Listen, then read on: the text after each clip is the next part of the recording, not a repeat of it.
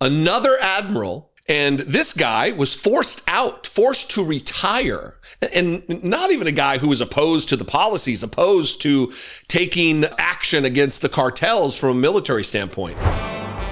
With all of the absolute chaos in the Pentagon that was absolutely expected, it's not a surprise, it's not shocking at all that we have a dysfunctional military with an overgrown toddler running it, Pete Hegseth. It is absolutely apropos when Mark Kelly describes him as a 12-year-old bouncing around on stage, not doing his job, just posting memes all day rather than doing the important, clearly wildly important work of this defense secretary. But what they're doing is a purge of anybody competent, at anybody who has any moral compass whatsoever. And that is the case here with this bombshell reporting from the Wall Street Journal. Again, when a conservative outlet is calling balls and strikes like this, you know that there's no other way to spin this in the favor of Donald Trump and Pete Hegseth. And I want to show you this headline here. We're going to block out the picture, play a little game here. Hegseth asked top admiral to resign after months of discord. Hegseth, another admiral, another general level rank in the military. I don't know what everybody knows about what ranks are. So it's, a general and an admiral. They're at the same level, the top levels. And this guy was forced to retire. And not even a guy who was opposed to the policies, opposed to taking action against the cartels from a military standpoint. What do you think? What are the chances that you guess what this guy looks like? You'll never guess what this guy looks like. All right, reveal it. Dun, dun. Yeah, of course, he's a black guy. Of course. Another black active duty, high-ranked, decades of experience and institutional knowledge was forced out by this white supremacist administration in Donald Trump and Pete Hegseth, the white Christian nationalist. Another.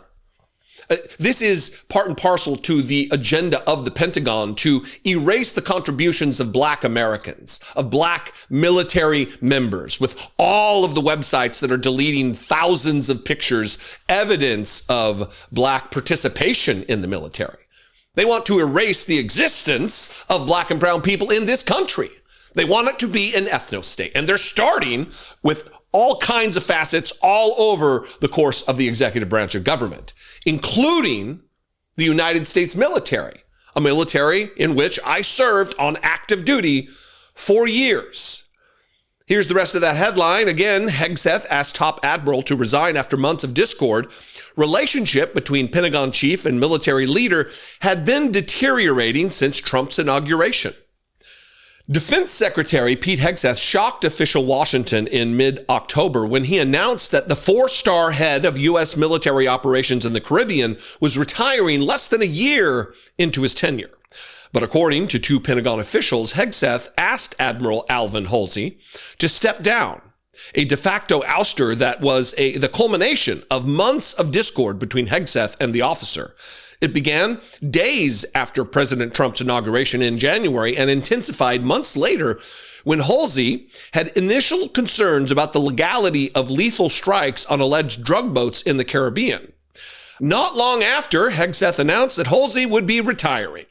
Hegseth's move, which hasn't been previously reported, sheds new light on a brewing controversy over the legality of the military's campaign in the Caribbean and raises questions over whether service members with concerns about the attacks are being listened to. While Hegseth has dismissed a number of high-ranking military leaders since taking over the Pentagon, the ouster of a commander during an unfolding military operation was an extraordinary move, lawmakers and experts note. Quote, having Holsey leave at this particular moment at the height of what the Pentagon considers to be the central action in our hemisphere is just shocking, said Todd Robinson, who served as Assistant Secretary for International Narcotics and Law Enforcement Affairs until January. And of course, a Pentagon spokesman declined to comment. Now, there's more to this article that I want to read, but I want to talk about this. They are not just getting rid of, they are not just EASing, end of service, end of active servicing. These individuals, because they are opponents of their agenda, opponents of their policies, because this is a guy, this Admiral Holsey, who was not opposed to action against drug cartels. It just so happens he didn't want to follow illegal orders and commit war crimes. Now, to his credit, he was right. To his credit, he would have been thrown under the fucking bus like the other dipshit was. Like the guy who actually carried out the illegal orders, committing a war crime against two individuals clinging for life on a burning wreckage of their vessel.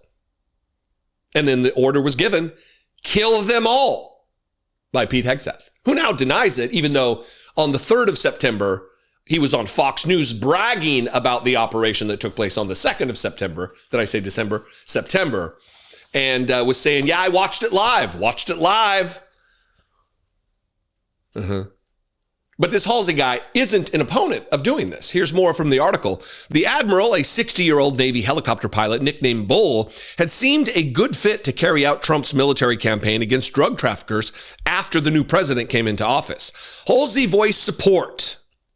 Let me repeat that. Halsey voiced support for stepping up interdiction of drug shipments and had experience at such missions. Quote, my first deployment to the Southcom area of responsibility was over 33 years ago, conducting counter-drug missions, he told lawmakers at his Senate confirmation hearing in September 2024, arguing for a more muscular approach to, quote, dismantle the drug cartels responsible for tens of thousands of American deaths. He wasn't an enemy of this proposal. He's an enemy of enemies of the Constitution, as he should be. He followed his oath. He's an enemy of war crimes. He's an enemy of following unlawful, illegal orders that were given, while they're talking about dragging Mark Kelly back to active duty to punish him, to bust him down in rank, to diminish his pension, his reward, what is owed to him for his decades and decades of service. Back to the article. Originally from rural Georgia, Halsey led a carrier strike group and, during Trump's first term, served as the first commander an international naval flotilla charged with protecting commercial shipping in the Persian Gulf and neighboring waters after Iran began seizing oil tankers in the area. So this is a guy with a wide breadth of experience as a commander in all kinds of different positions. They are culling from the Pentagon decades of institutional knowledge here. It is a danger to our military. It is a danger to troops. And I believe it's chiefly because he's black, and then secondarily because he didn't want to commit the war crimes.